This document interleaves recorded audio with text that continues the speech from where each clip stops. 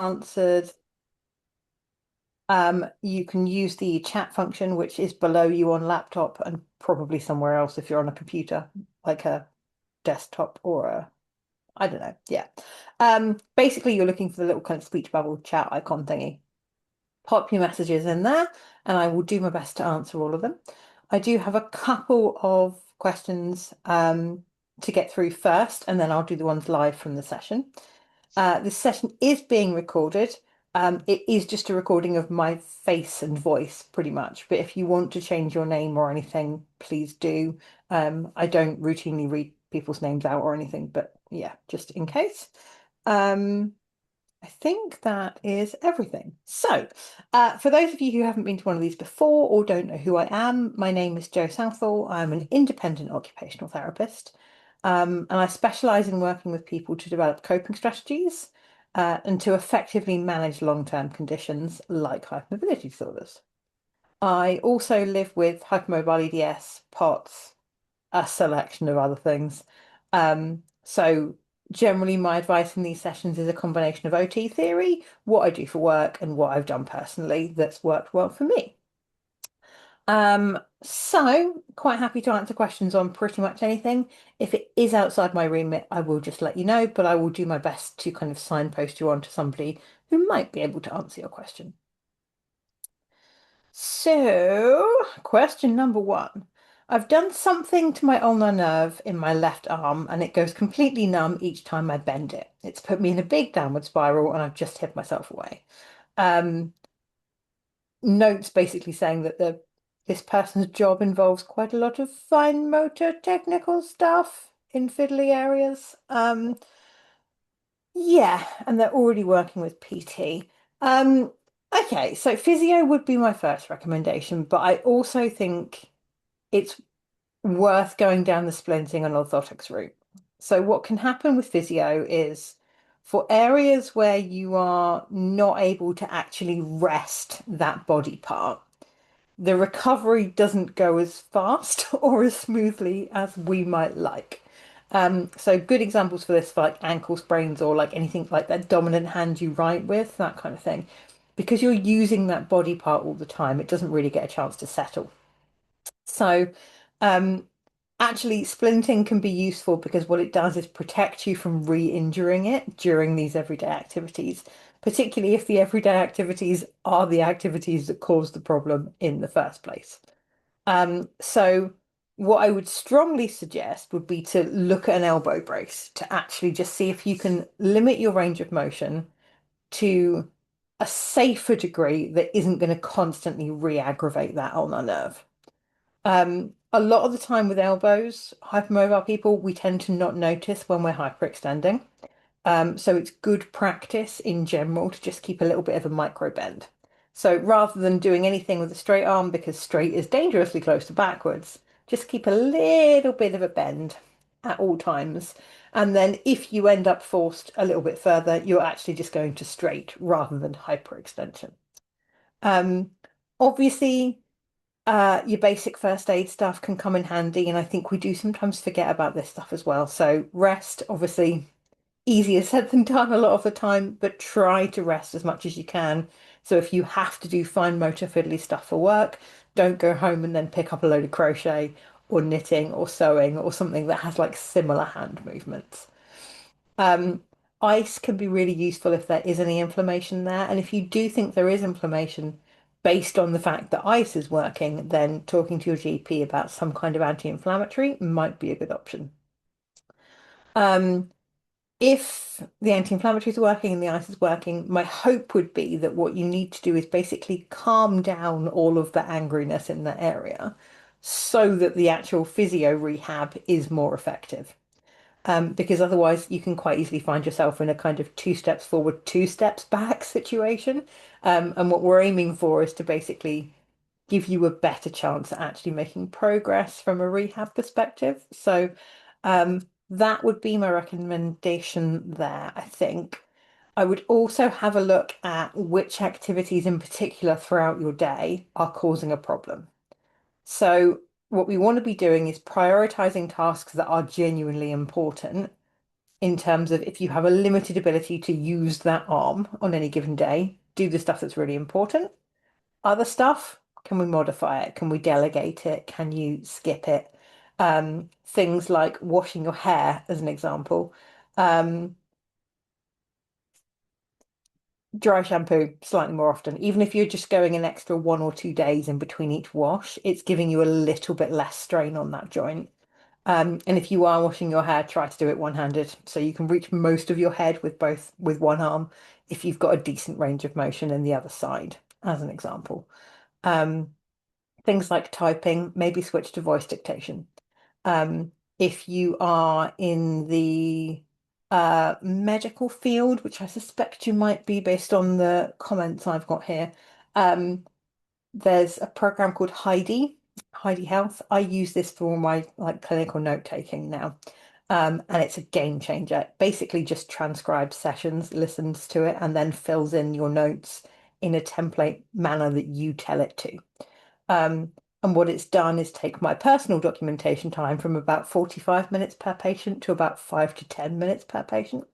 And I've kind of completely got rid of all the lingering tendonitis in my hands and wrists. So, um, as a reasonable adjustment, some kind of like AI voice transcription type note-taking system might be a sensible, reasonable adjustment to think about long term, particularly if this does become one of those annoying, repeat, niggly injuries that just sort of pops up every once in a while, temporarily ruins your day, and then disappears again.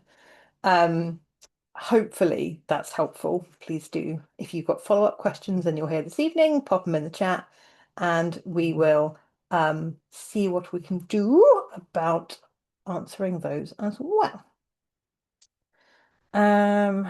Okay. What ankle, knee, and wrist supports are easy to put on and off and are comfy material? My 16-year-old daughter just starting a few hours waitress work and will be on her feet a lot. Have overpronounced some flat feet. Also cannot use shoe inserts from orthotics as too narrow as feet are wide, and the shoes I wear are too shallow. Any orthotic aids to recommend? Daily back pain across top of shoulders and upper back. Currently wearing a sports bra. Okay. Um, I would strongly recommend a referral to see an NHS orthotist. So when a lot of people say they've got orthotics, shoe orthotics, what they mean is they saw a podiatrist and got orthotics, the device, not orthotics, the department, which I'm aware is a really stupid combination of words and phrases that overlap and is very confusing. Unfortunately, the NHS is full of things that are confusing. So that's the way it goes. Basically, orthotics is a department full of orthotists, and their job is splints and braces, and all of it is NHS funded. The reason I recommend this is because decent, high quality, very, very complex, lightweight, easy to get on, easy to get off fancy braces are expensive. The last pair of knee braces I got from my NHS orthotist was 650 quid each. That I would have looked at that and gone, you know what? I don't even need to walk. It's fine. The orthotist did not bat an eyelid. So that's kind of the primary reason why I recommend orthotics because the good stuff costs a lot of money and the NHS is there for a reason. The second reason I always tend to recommend orthotics, particularly when you're looking at multiple body parts and particularly for adolescents, is that if you splint improperly, you can do damage to your body. Um, Particularly for growing kids, if you are restricting movement patterns or growth patterns with braces, you can end up causing longer term issues. This is not a good thing long term. So, generally speaking, I do recommend seeing an orthotist for that rather than just buying braces.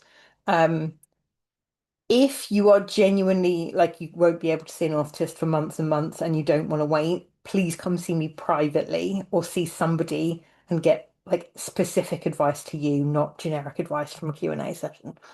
Um, what I can say generically in terms of being up and about on your feet a lot and in terms of like that upper back pain, the achiness, the full body complication things, is that I'm a massive advocate for dynamic compression clothing.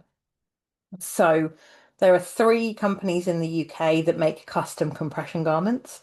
And the aim of these garments is to basically provide postural support, light compression, and to improve proprioception.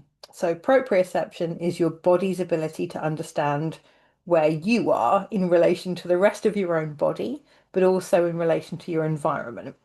So somebody with good proprioception can confidently walk through a door frame carrying a cup of coffee in each hand and not be concerned that that's going to go wrong. Most hypermobile people walk through door frames, either hit the sides or get the like door handle down your dressing gown sleeve, or you stub your toe on the threshold or something. Like it's going to go wrong. Compression helps to improve your body's ability to work out where you actually are and where you're supposed to be going. So it's really, really useful for anything where you're up on your feet a lot, for anything where you're multitasking, as an example, in a work situation, and for anyone who's got like a kind of potsy, autonomic-y, syncope type symptom presentation. That extra compression really helps to keep your blood flowing up to your brain rather than just hanging out in your feet and ankles. And then that's, generally a good thing in terms of you being functional.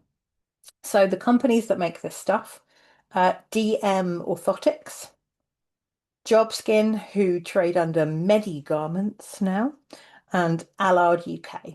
And Allard make two options. One is a completely custom set called the Elements range, and the other one is a semi-custom set called the HIMO. And the HIMO is specifically designed for hypermobile people. So there are a lot less kind of customizable options, but it does provide support in a much lighter weight fabric, which is better for heat intolerant stuff. It's also the only option of the three, well, four, that's swim rated. So if you're a swimmer or you like open water swimming or you go in the sea a lot or anything like that, the HIMO set is really, really good. I have quite happily swum in mine in the sea, and it does work really, really well. Um, so yeah, those kind of options I think would be potentially a really good thing in terms of just supporting a big chunk of the whole body. What you can do with the custom options is have basically a single layer of lycra over as much of you as you choose to cover. So you could do knee-length shorts and then a long sleeve top, or you could do like a crop top shoulder support and full-length leggings, or you can do like a bodysuit onesie sort of situation. There's a lot of different variations depending on which bits of you are in need of compressing and supporting. Um, you can then build custom like layers over the top. So I've had a couple in the past that have had extra like sacroiliac support because pelvic issues are a big issue for me. So basically, I had a load of extra hip and low back support built into mine specifically to address the issues that I have. So if you have a lot of shoulder instability or postural issues with your upper back, you can have extra support built into those areas to encourage you into a nice, good, quality neutral position and to support you through movements from that position. So hopefully those things are worth a try. But I would definitely recommend going down the orthotics route, I think. Um,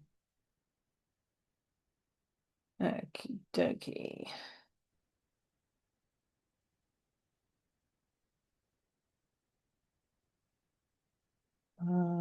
Okay. Um, what are people's opinions on collagen supplements, or what are the best supplements to try before going down the heavy medication route? I'm 62, was diagnosed with hypermobility when I broke my knee in my late 40s, and just got told by an OT not to do yoga. Great. Um, okay. So collagen supplements for hypermobile people are largely considered to be a waste of money, unfortunately. So you can give your body all of the collagen, all of the raw materials that it likes, but your body inherently does not know how to make proper collagen. So if you've got the best ingredients ever, but your cake recipe is still terrible, you still end up with terrible cake, unfortunately. Um, in terms of supplements in general, obviously I can't advise on that as an OT, but as a taker of supplements, what I would say is it's not going to be one of those situations where you can just go, okay, well, 20 people off the internet recommended this thing, so we should take that. There are a lot of different supplements that do a lot of different things and support in a lot of different ways. And it very much depends on what you're specifically struggling with. Um, so I do like to have a look at like the kind of the research that's out there, and there is some research around certain supplements being useful. As an example, from a mast cell activation perspective, there's a supplement called quercetin, that's evidenced really, really well as being beneficial for stabilizing mast cells and improving allergic type symptoms. Um, Other things, there is a lot more anecdotal evidence. So, as an example, a lot of people going through menopause, particularly going through menopause who've got ADHD, have said that creatine is really, really useful. There isn't as much like scientific evidence yet about what that kind of helps with. So what I would say is finding yourself somebody who can advise on that individually for you, and to tailor you a supplement program that is going to be really beneficial in managing your specific symptoms is very sensible. So uh, there are a couple of ways to go about that. Either you can look for somebody who does like nutrition and dietetics, which would be very sensible. There's a few out there who are hypermobility specialists. I don't have their names immediately in my brain. The other approach would be to look at managing the symptoms you have. So, as an example, if you've got a lot of gastrointestinal symptoms, going to see a gastroenterologist and asking them about what supplements they recommend. So hopefully that will get you to the people that can answer things that specifically meet your needs. What I would also say is that medication wise, plenty of people take both. I take both. I take a lot of medication. I take a lot of supplements. Um, what I've done is add to those gradually. So it wasn't a case of me going to the doctor and going, okay, I want to be medicated for all of my symptoms immediately. No prescriber in their right mind will immediately just start you on five different medications all in one go. It's just not sensible. So if there is an issue that is really impacting your quality of life, actually medication for that might be appropriate. And it may not be the end of the world. And a lot of the times, the starting doses for things can be really, really low. So amitriptyline is my favorite example of this. Amitriptyline can be used for neuropathic pain, and it's also really good, particularly for like pain somnia, like if your pain is keeping you up at night. The dose for treating depression, when we were still using it as a common antidepressant, the starting dose was 150 milligrams. The starting dose for treating pain is 10 milligrams. So it's a really teeny tiny little amount. Um, Often, if you are concerned about whether you're going to have a great reaction to that or not, speak to your GP and lay your concerns out, or get referred to pain clinic or something as an example. But I think it's for everyone, it's going to be a very individual combination of things going on. So physio for most people, or some form of Pilates or water-based exercise. Um, Intermittent use of like emergency treatment. So you may need a course of anti-inflammatories and some physio for a sprained ankle. You may need pain medication that you can use just on bad days. You may need medication that you use all the time to keep your symptoms in check. Um, but working out what combination of things is going to be best for you is often quite a gradual process. And going on something does not mean you have to stay on it. So if you do need, say, anti-inflammatories or pain relief or something to improve your mobility in the short term, get a load of physio done, make a load of progress, improve your mobility, find the right mobility aids if that's appropriate, and then start reducing the dose and see how you get on. So yeah, I think, you're right to kind of explore all avenues, but don't close yourself off to the option of doing medication. Um, Exclusively doing supplements, because actually a lot of these things work best when you have like a combined effect. So um, I hope some of that long rambling answer is at least a little bit useful. Um, there are various people associated with the HMSA, clinical experts and things. So um, if you are looking for a specialist, a particular specialist, ping a message over to the HMSA Facebook page or something and see if they can recommend somebody in your area, and they might be able to help. Okie dokie.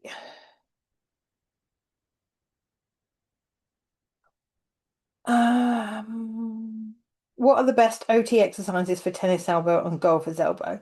Um, Exercises isn't really part of my job. I would be looking at physiotherapy referral for that one.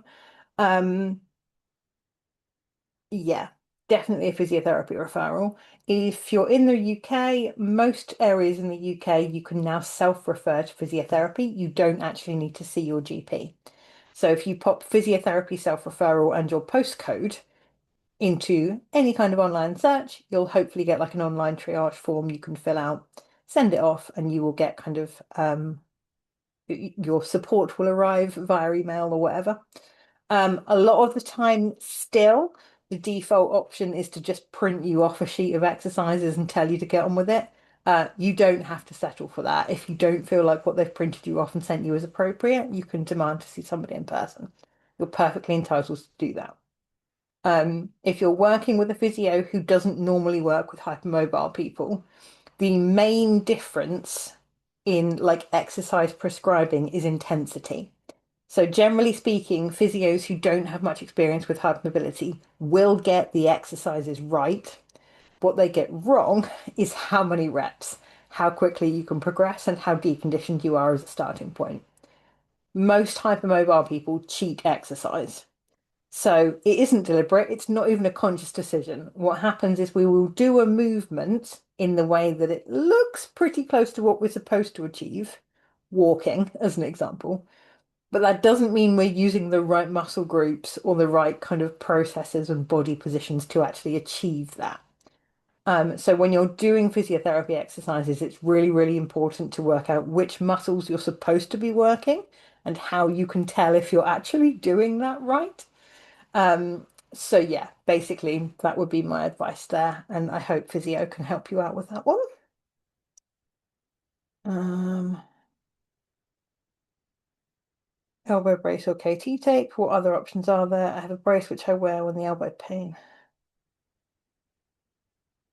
Yeah, I mean, if the brace is causing problems, orthotics referral and looking at a different brace is sensible. You are quite limited, really, in terms of things you can put on an elbow that will solve the issue. What I would start thinking about is whether you can modify the activities that are causing a problem. So, um, actually, assistive tech for different tasks or aids and adaptations around the home, that kind of thing. Likewise, medication. Have you spoken to your GP about anti-inflammatories, that kind of thing? Don't forget your good old like ice packs, frozen peas, whatever you can get there. And often again, it's that combination effect. If things really, really, really aren't settling and you are really genuinely struggling, then a referral for steroid injections might be appropriate. What I would say is just be aware that the hard limit for hypermobile people for steroid injections is 3 injections into the same joint, and that's in your lifetime. Okay, any more than three, and there is a massively increased risk of catastrophic tendon rupture. Hypermobile people are terrible surgical candidates for like tendon repairs, basically. So some people do push that rule. Some clinicians, they shouldn't. They really, really shouldn't. So particularly for hypermobile people, but for people in general, like 3 steroid injections per joint, that's all you're getting. Um, what that does mean is that you kind of have to budget that effectively, right? So my hips are my main problem a lot of the time.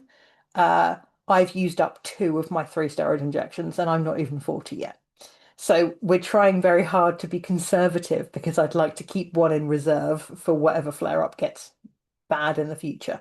But it is worth having a chat with all the clinicians involved if they're recommending like a steroid injection or they're recommending like surgeries or treatments or whatever, what are your options long term?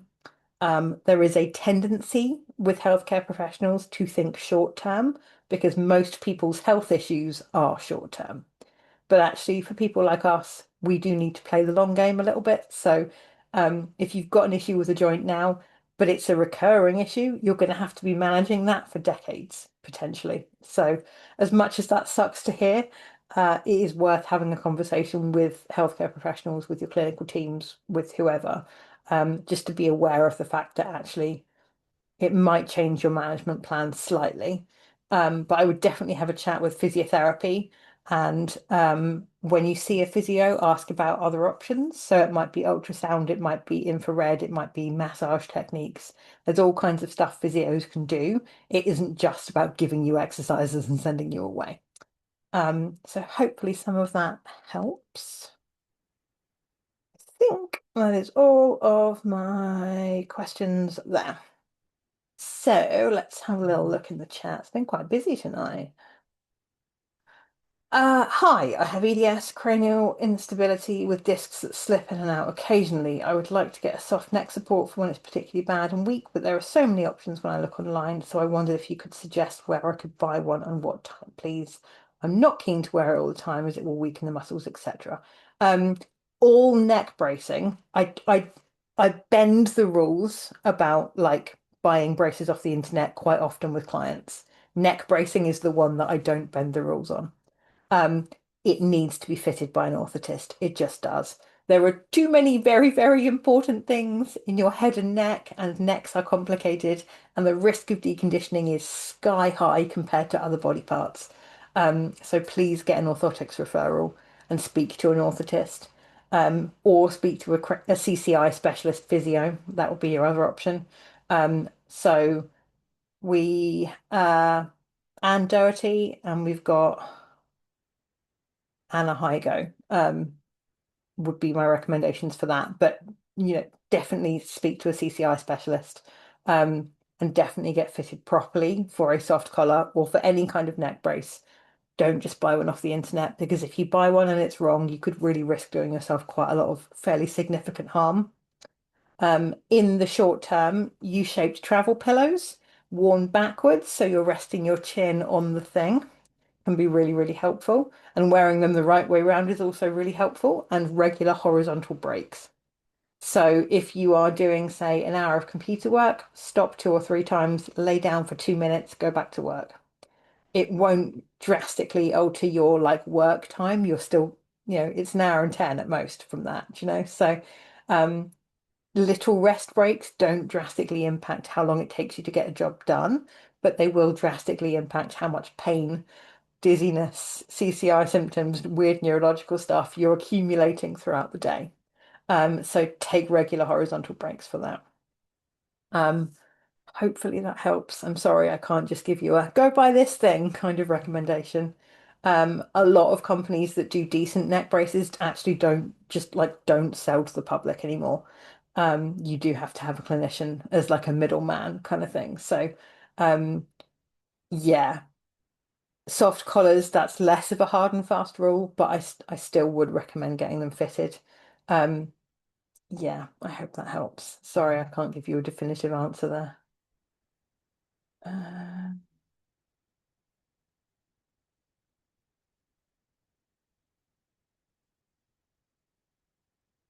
my man has been diagnosed this week with hypermobility. He still has aches and pains, can't sit still, gets comfy, cramps when sleeping, etc. I just wondered if there are any aids I can get to help him in school or at home. His hands ache writing. He has a Zuma C in school, which helps, but just checking if anything else I can do to help him other than pain relief. Learning to pace is going to be essential. Kids learn to pace very, very effectively. Adults, we suck at it. It takes us ages. So I would strongly recommend having some pacing advice, if nothing else, because any aid, adaptation, or therapy you put in needs to be paced, or the therapy itself can cause flare-ups. So, big changes to exercise routines, suddenly starting a pain management regimen. All of this stuff can cause problems if you don't start it gradually and sensibly. So, I'm of the opinion that pacing should be compulsory. I think everyone everywhere should learn it.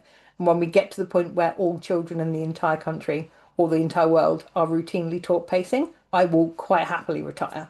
I don't see that happening anytime soon, but genuinely, I think it is an essential life skill. If nothing else, it future-proofs us against workplace burnout. Um, so as far as like strategies for that go, I do offer a pacing masterclass. Please drop me a message, find out more. I think that would be a very sensible thing to look into. Um, the difficulty with 10-year-olds is that a lot of the standard equipment I would recommend is not going to fit. It's not going to be appropriate. So you would probably benefit from seeing an in-person pediatric OT. What they can do is either create or like commission aids that are going to fit him properly as he grows. Um, Likewise, reasonable adjustments in terms of getting school accommodations. So maybe using a laptop might be helpful, or using positioning aids like a writing slope, that kind of thing can be really helpful as well. Um, in terms of pain management, massage is a really, really nice one. And in terms of cramps and difficulty sleeping, have a chat with his GP about magnesium. So I, along with a lot of other hypermobile people, were diagnosed with growing pains as a kid. It's not really a thing. Growing is not supposed to hurt. We know this now. Um, I still get the same pains on occasion now. And what I worked out was that there's a correlation between magnesium deficiency and cramps and spasms. Yeah. So when I first started using magnesium gels and lotions and stuff, um, it felt like I was rubbing stinging nettles onto myself. It was awful. But within a couple of weeks and then within a couple of months, I saw like a complete kind of change in my symptoms. So spasms, like the weird twitchy eyelid thing that like, oh, really annoying. That went away completely. I used to take and that doesn't happen anymore. And the aches and pains, the growing pains, that kind of thing, drastically better from magnesium supplementation. I know so many people that have had the same effect that I genuinely am waiting for somebody to publish research proving that hypermobile people don't store magnesium properly, because I'm quite sure there's something going on there that's a bit weird. Um, I don't have any proof of this yet, other than the fact that I've spoken to an alarming number of people with similar stories. But because 10-year-olds quite small, I would just check with his GP about whether that's okay to try. And then I would try slow and steady, like just rub a little bit onto anywhere that feels crampy or achy at bedtime and see how that goes. Um, in terms of hand function, again, there are a lot of things I would typically recommend to grown-ups, to teenagers, ring splints, compression gloves. Um, that's going to be difficult because of his age. So you do need a pediatric OT to fit those kinds of things, really. So I would see if the school has any contact with pediatric OTs. If not, the Royal College of Occupational Therapists has a Find an OT tab. Not all OTs are going to be on there. I'm not, because I'm not an RCOT member at the moment. But um, if you put in your like specialty, what you're looking for, so like rheumatology, pediatrics, put in your geographic area and then hit search, it will bring up a list of occupational therapists in your area who are doing roughly the appropriate thing for what you need. And hopefully they will be the right people to help. Okay.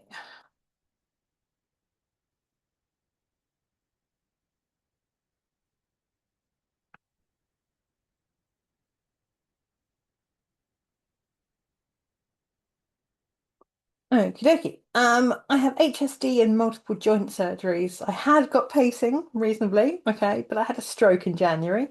It was caught early and treated. Rehab was poor as they didn't know what HSD was and didn't seem to want to. Um, just wanted to know how to manage fatigue and pacing post-stroke. It's another level of fatigue. So firstly, I'm really sorry that happened to you. It sounds very, very tough. Um, Genuinely, drop me a message about a pacing masterclass. So I charge 30 quid for half an hour. We'll go through the strategies and that kind of thing. Um, one, if you aren't able to do that or aren't interested in that, what I would say is step one is getting yourself some data. So I'm a big fan of smart monitoring. One of the things I like about smart monitoring is that we as a group of people have spent an extensive amount of time training ourselves to ignore our own pain. Just have. We also train ourselves to push through fatigue. So it gets to the point where we don't even know how we're supposed to feel. We don't know what not fatigued feels like anymore, right? If you can get some data, as in like health metrics, your sleep, how good your sleep quality is, how much energy you're using for everyday tasks, firstly, it's incredibly validating. And secondly, it can help you spot what aspects of your daily life are currently the massive drains on your energy. Once you know what is the biggest drain on your energy, you can modify that task, you can modify your approach to doing the task, and you can start looking at your pacing again. So I think if you've had a big health change, as an example, a stroke, but also if you've been like diagnosed with POTS or you've just developed MCAS or you've just had surgery, um, smart monitoring can be a really useful way to just understand what your body is actually doing and how you're struggling at the moment. Um, so I think some kind of smart monitoring approach. Mine's the Garmin Vivo Active 5. A lot of you have probably been like targeted advertised the Visible option. Um, Visible doesn't have as many metrics, but it does do pacing relatively well. What I would say is that it tells you when you're not pacing, it doesn't tell you what to do instead. So, um, even if you are using Visible or something, I would still recommend getting some pacing advice. There's some on my website. I did 3 episodes on a podcast called The Rest Room with Natasha Lippman quite a few years ago. I give away a lot of my trade secrets on that one. But yeah, basically, if you watch enough of my content, you can find a lot of advice on pacing. But yeah, if you can get data about what's going on and you can start understanding what your body needs and what the trouble is, then we can start to think about what we do about it. Step one is going to be micro breaks. So, really, really regularly throughout the day, 10 to 30 seconds, just stop doing whatever it is you're doing and actually check in with your body. And that might be, are my arms and legs attached? When was the last time I had a drink? Have I eaten a vegetable today? Have I secretly needed the loo for like 2 hours and I just haven't noticed up until now? Can you tell I work with a lot of neurodivergent people? Um, that kind of thing. We're all really bad at recognizing this stuff. So what happens is you accumulate issues as you go through your day. So what would have been fatigue, pain, bit of a back issue, little bit of hypermobility related tweaks and twinges. You've got all of that, but you now also haven't been to the loo for 2 hours and you're desperate. You've overheated or you've got really cold and not noticed. You skipped a meal by accident. You forgot to take your lunchtime pills and you haven't had a drink in 2 days. That causes a lot more problems. So what we're doing is giving ourselves more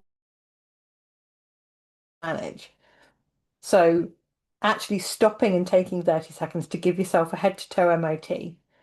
If you find anything suboptimal in that little body scan, go and deal with it.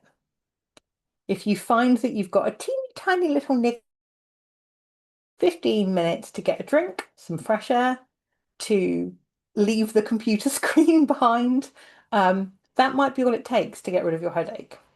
If you ignore that for 2 hours of like close-up computer work or academic work or whatever, you are then very firmly in painkillers and darkened room territory. Yeah, that's not a good position to be in. That's a longer recovery and a harder recovery, and you're going to feel worse for it. So being really, really proactive with all of your symptom management is really important, and stopping to actually pay attention to what your body has been trying to tell you all this time is the first step in that. So that would be my starting point advice. Please do feel free to come to other sessions, come with follow-up questions, that kind of thing, and go from there. Okay.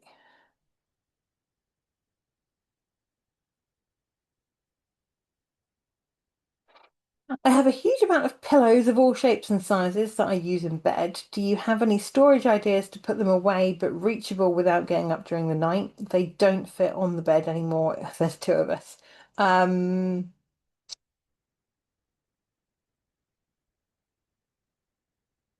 Firstly, train your partner to be a human body pillow. I've done that. It works brilliantly. Um, so that would be a starting point. The other one would be like underbed storage boxes on wheels. If you basically like they're not very deep, they're sort of that sort of depth, but they've got click-on clear plastic lids and they're clear plastic boxes on little wheels. And you can just roll them out from under the bed and like grab the pillow you need and roll them back in. That would probably be the best thing I could think of. Um, yeah. The other option would be to see whether you can basically find pillows that combine the effect of multiple things. So, as an example, if you've got like a back support and you've got a between the knee pillow, would one maternity pillow actually do the job of both? And if you've got a smaller number of pillows, it's less things to have to store, maybe. Um, yeah. Under bed storage boxes, I think would be the way to go. But it depends on what style of bed you've got. If you've got like a wooden bed frame or a metal bed frame and you've got space underneath, that would work brilliant. If you don't have space underneath, that's going to be a problem. The other thing that might be quite good, you can get like kids storage things for cuddly toys. They're kind of like cargo nets. If you could get somebody to put a hook up near your bed, so they're just in that, then you can just reach and grab them. That might be useful. See how it goes. I hope that helps. Sorry, it's a bit of a vague one. I'll have a little think and see if I can come up with anything. Um, okay, give me a sec.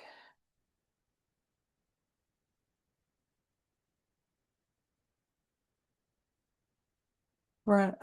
Follow-up question for compression garments. An orthotist needs to fit you. Not all NHS orthotists would be certified fitters for the compression garment companies.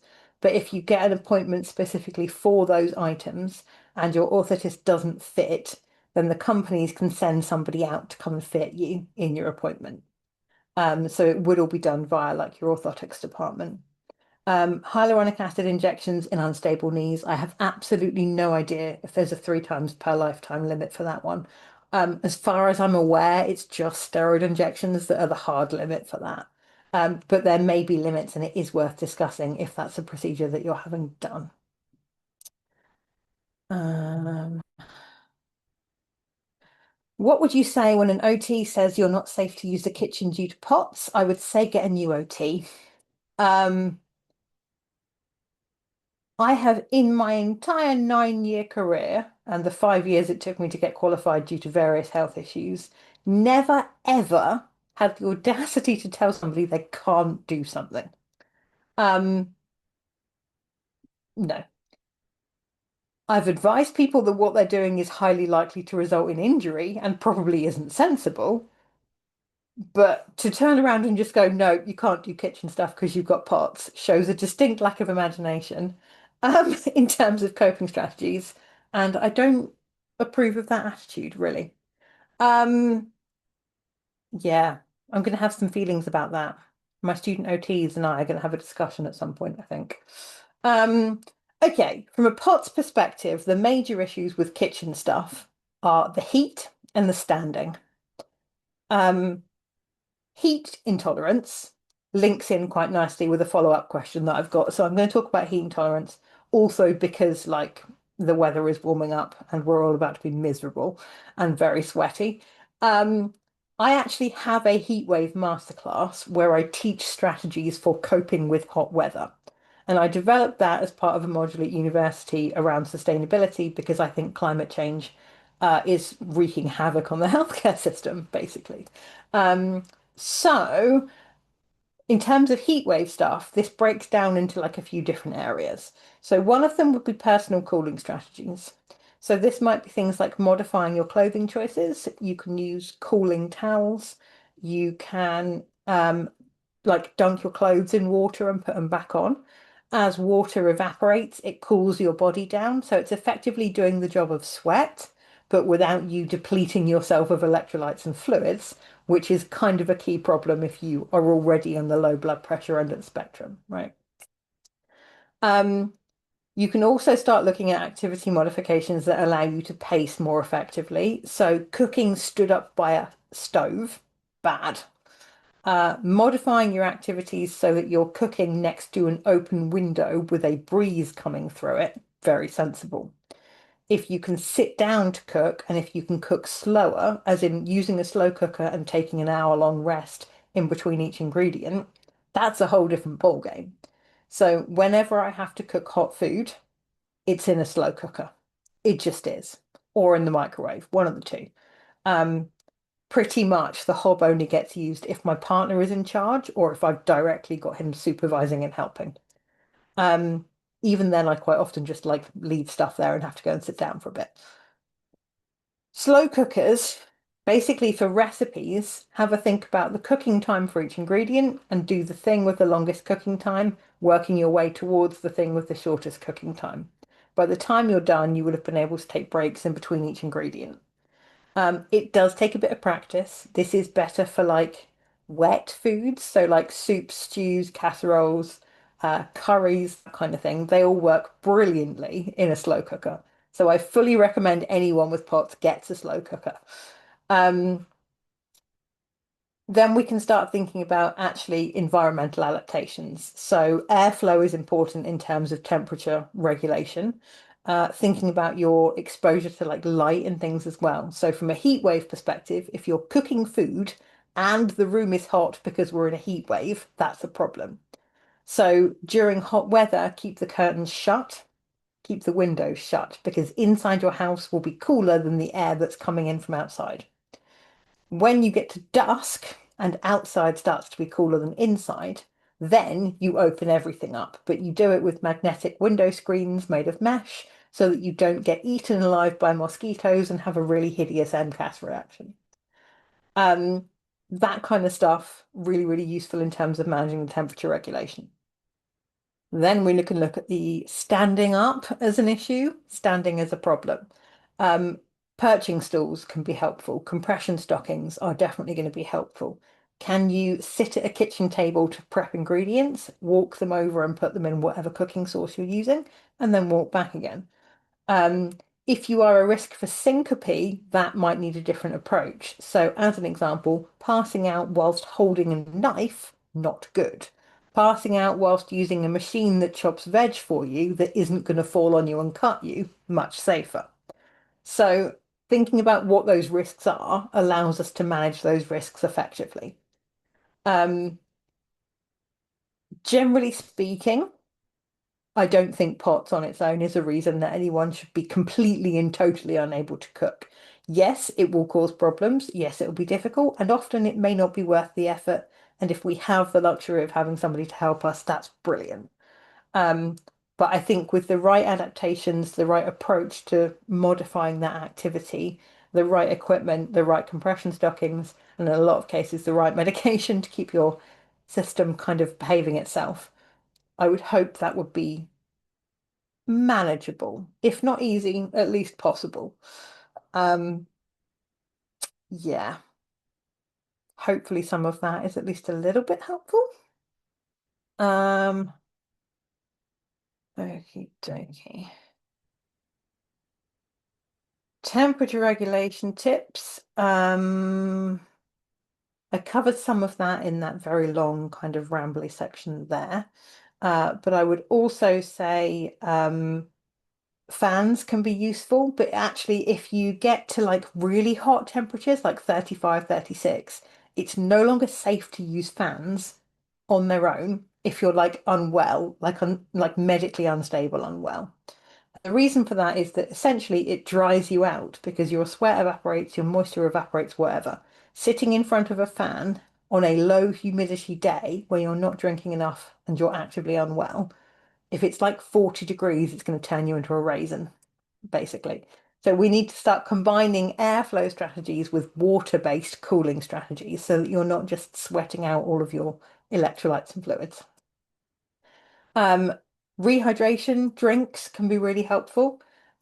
If you don't tolerate the fact that they all taste a little bit like seawater and limes, then going for like magnesium supplement capsules you can take, or like electrolyte capsules you can take, and then just increasing your fluid intake is another option. Likewise, there are certain snacks that are really great for that kind of thing. So just salted cucumber slices, really high in fluids, really high in salts, easier to tolerate for most people than drinking like salty rehydration drinks. Um, that kind of thing can be really helpful in just giving you a little bit of extra stuff. It's also worth having a think about modifying your activities throughout the day. So I am a big, big fan of the siesta, effectively. So in the winter, I work like 11 till 8 p.m. with like at most, like I'll scatter different breaks and different start and finish times throughout the week, but that's my maximum. In the summer, what I will sometimes do is work earlier, have a 3 hour lunch break in front of a fan eating ice cream, and then work later in the evening when it's cooled down. So modifying when you do things can have a surprisingly big impact on how well you function during heat waves and hot weather. The other things to think about are actually managing your other symptoms. So if you know your POTS is going to be bad and you know you're going to be sweaty and grumpy and annoyed, and all you're going to want to do is eat like ice lollies and, curl up in front of a fan, fine, but let's get all of the stuff in order to allow you to do that without it wrecking your life, right? So, pain management. You may be less tolerant of what would previously be manageable pain if you're also now annoyed and overheated. You might sleep worse. And if you sleep worse, your fatigue will be worse. So, it may be that we need extra strategies for managing brain fog. It may be that you need to look at sensory coping strategies. So, yes, it's hot, but feeling sweaty is also kind of a sensory disruption for a lot of people. So, do you then need like sunglasses or noise cancelling headphones? Or do you want to look at different communication aids because the hot weather turns your brain to mush and you can't do sentences now? So, a lot of that kind of stuff is about basically having strategies in place in advance. What we're going to do is manage your symptoms as well as possible, adapt anything that can't be actively managed, and anything that's left over, just kind of sort of tolerate, but scale back to a level where it's not going to make you actively unwell. The other thing to be aware of there is at what point do we consider this to be a health emergency? So heat intolerance for a lot of us is unpleasant, but it's not like flat out life risk emergency type stuff. If you are getting to the point where you're passing out regularly, that is a risk. It's not good for you. We shouldn't be doing that ideally. You are at risk for head injuries, you're at risk for dehydration, you're at risk for neurological damage if you are passing out constantly and you're hitting your head on things or you're falling over. If you're getting a lot of nausea and you can't keep fluids down, or you're sweating out your fluids faster than you can drink them, these are things that are health emergencies. So having a conversation with your GP is probably sensible, particularly, I don't know if any of you ever looked at a list of the symptoms for heat exhaustion. Yeah? Most of them are the symptoms we have on a regular basis. Brain fog, being a little bit extra sweaty, feeling too hot, being a little bit kind of woozy or wobbly, not being able to regulate your body temperature, joint pain, that kind of stuff. That's normal stuff for us. So recognizing when we go from unpleasant but normal symptoms to this is dangerous, I need to go to A&E now, is something that we should all be a little bit aware of, at least. Yeah, thank you very much, LinkFairy. So yeah, these are all things that a lot of us have on a regular basis. But if you've had a sudden increase in this stuff, or you've had a big exposure to hot weather and all of this stuff flares up, we need to be concerned about that. And I would always, always, always say better safe than sorry. Every healthcare professional who is not absolutely 100% useless, I promise you, would rather you went in and it turned out to be nothing than you stayed home and it turned out to be an emergency. So please, please look after yourselves. I did do a video for the HMSA quite a few years ago now that I believe is still on YouTube. I've also got a blog post on my website about temperature regulation. That probably does need updating now because I learned a lot from doing the heatwave masterclass thing when I set that up last year. But if you are interested, please do drop me a message about heatwave masterclasses. I would be very happy to book you in. Um, and hopefully that combination of skills will see you through the worst of the unpleasantness to come. Um, yeah, let me just double check. That's all of the questions. I think I caught up fairly effectively there.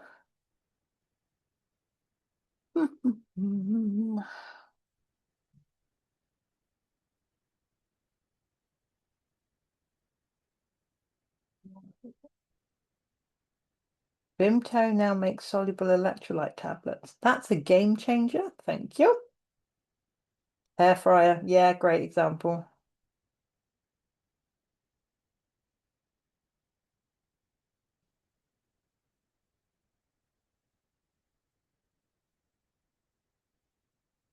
Cup of tea in the microwave. Yeah, completely agreed. May have missed the advice about supporting the shoulder joints. Is that an orthotist? Yes, generally I would say orthotist. The reason for that is that there are, I think, maybe three or four shoulder braces on the market that I genuinely think are worth the investment.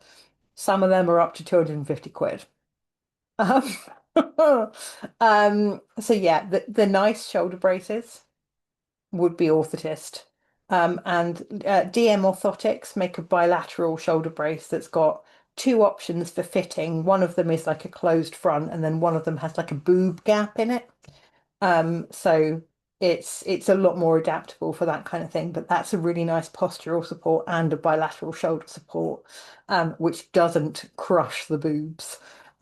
Quite a lot of shoulder braces on the market, and you can tell this from the advertising photos that come with it, are very much designed for big, burly, rugby playing manly man types. Um, which means that if anyone who has a body type that does not match that tries to use the brace, things get cut in, smushed. It's just not a good situation. So if you are looking for a shoulder brace, anything that's specifically targeted at shoulder subluxation and is of a high quality and designed to manage chronic instability, rather than something that's designed for I tweaked my shoulder playing rugby, but I want to go back to tackling people immediately, is going to be better for you long term and is likely to actually fit your body slightly more effectively if you can get it fitted properly. So, orthotist would be my advice there. The custom compression garments that I was talking about earlier, like the DMOs, that kind of stuff. Um, if you have one shoulder, as an example, that's much more of a problem than the other, if you had a custom compression top made, one of your shoulders can have loads more reinforcement built in.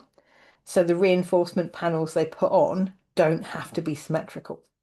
So if you've got like all of you is a bit wonky, but you've got one joint in particular that really doesn't like to play ball, get yourself the compression approach, but then also have like extra reinforcements built in to really support that one problem joint. Um, yeah, hopefully that helps. Um,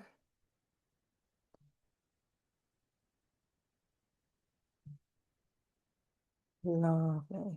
What sort of metrics should we be measuring? Okay. Um, I will very quickly answer this and then we're going to finish for the day because it's 8 o'clock already and I'm clocking off. So, things I find particularly useful, Garmin does something called body battery, which basically rates how much energy you have out of 100. I once got up to 85 and it was the best day of my adult life and I felt like I could have climbed a mountain.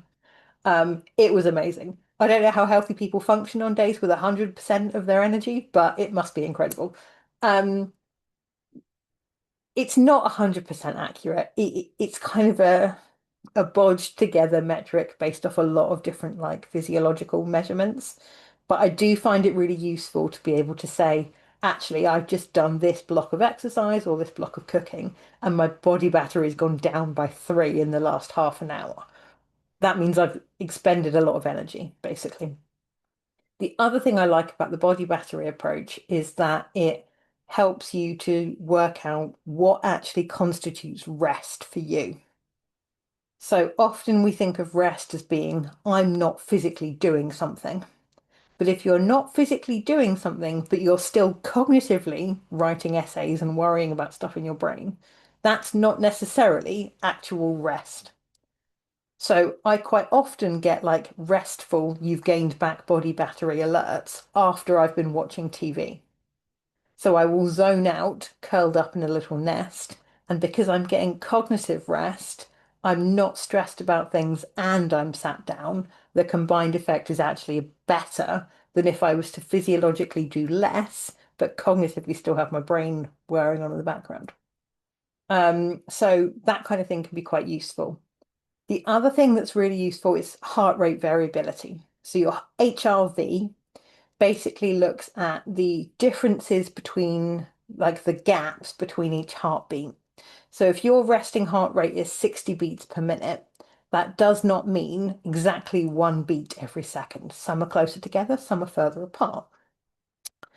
If you are fit and healthy, your body should adapt to that quite quickly. So your heart rate should be quite variable. If you change positions or you have a surprise or you like hormone level shift, you get an adrenaline boost, you start talking versus listening. Anything like that should make a difference to your heart rate, and your body should adapt quickly and recover quickly. What happens with chronic fatigue is that we start to get like a basically your body perceives literally everything as hard work and just kind of slogs along. Like you're chugging along in the background, but there's not a lot of variation. There's no kind of peaks and dips. So I've had this conversation with LinkFairy, but basically like a really low heart rate variability generally indicates that you're struggling and you need to do a little bit more rest. So with a lot of these watches that track HRV, you actually have to wear them for say 3 weeks for your body, for your watch to have worked out what your normal is. And from that, it can then kind of, with a certain degree of confidence, say, your HRV is quite low. You're quite worn out at the moment. You're quite burnt out. You might be getting ill, that kind of thing.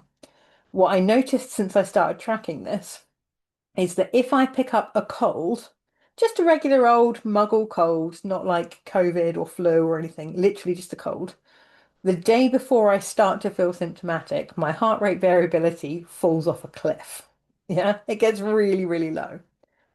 That tells me I'm about to hit a wall fatigue-wise, and I can start putting myself in rest mode before the symptoms kick in. What it also does is tell me when I'm actually recovered from something, whether that's a flare-up or a busy day or an illness or whatever. What can happen to a lot of us is that we start thinking, oh, I feel 10% better, and thus I am now recovered and will go about my life as I was before. But actually, you still had this much recovery to get done. But because you felt a bit better, you tricked yourself into thinking you could go for it again. If you're tracking your HRV and your heart rate variability has only made this much progress and you're still well below your normal, you know that you've got a little bit further to go recovery-wise before you get back to the gym or work or walking the dog. Is this making a bit of sense? I hope it is. Um, so yeah, basically that sort of stuff can be quite useful. So your actual kind of some kind of metric that looks at your energy levels, something that looks at heart rate variability.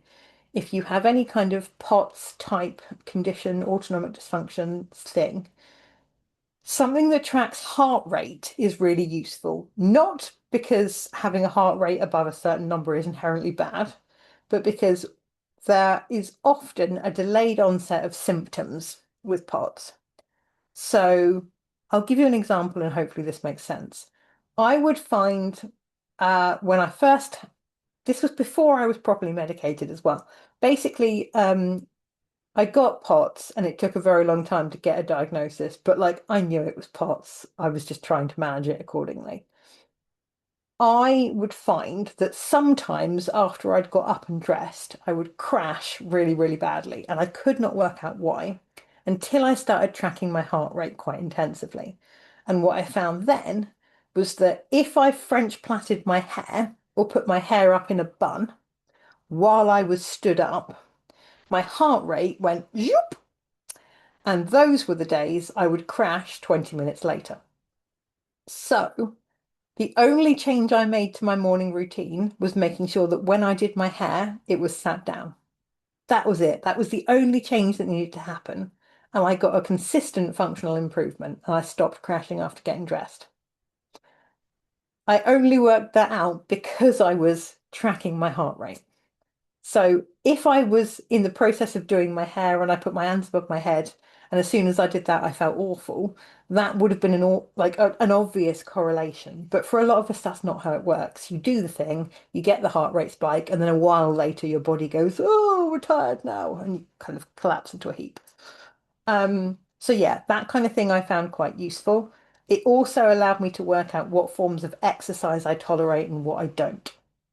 So, um, walking, not good for me.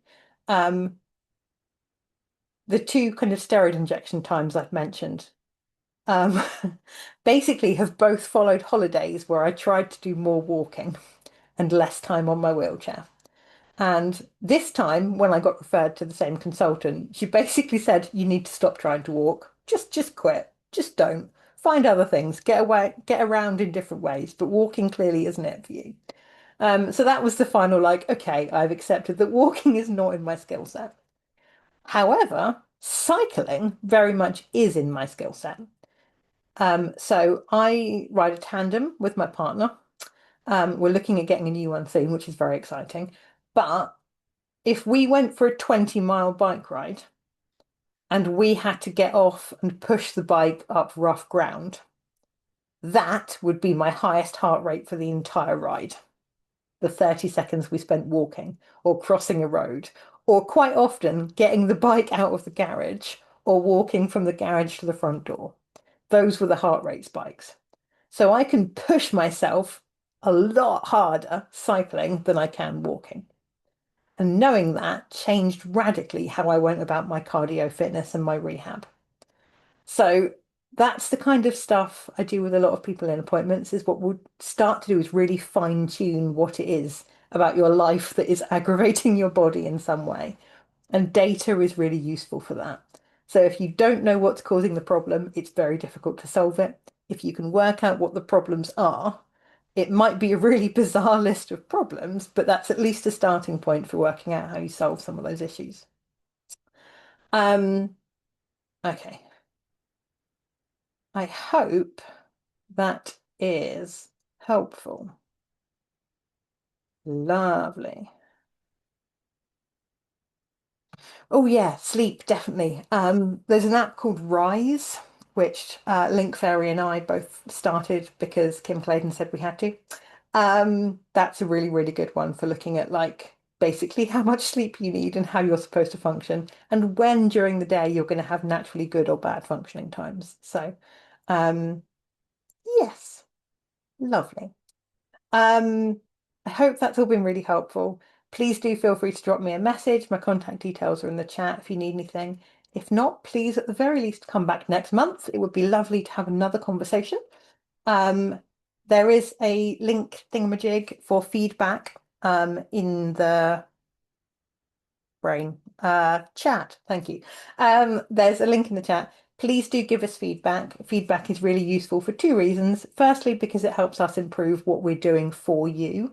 Um, this makes a huge difference to what we offer and what we do for things. So please do. Oh yeah. Yeah, please do give us feedback on this. It's super useful. And also because it's sometimes useful for like sneaking funding out of people if we can demonstratively prove that we're helping all of you. So please, please, please give us feedback. Link Fairies just reminded me that I'm taking July off.